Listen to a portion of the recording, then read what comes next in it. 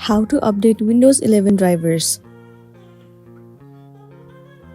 The very first thing you want to do is to head over to your menu. In the search bar, you need to search for Windows Update Settings and then click on this option. Inside the settings, you'll find the option where it says Advanced option. Click on it. After that, simply click on Optional Updates. It will lead you to this interface. Over here it says, if you have a specific problem, one of these drivers might help. Otherwise, automatic updates will keep your drivers up to date. In this page, you can see one update is available. In order to update it, all you want to do is, firstly click on this checkbox.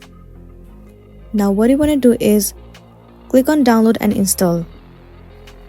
Your drivers will start to update. You need to wait for a while for it to complete. Once the process has been completed, the drivers will be updated successfully.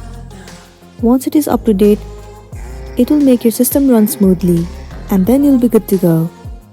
So that's it, and this is simply how you can update Windows 11 drivers. I really hope this video is going to be helpful for you.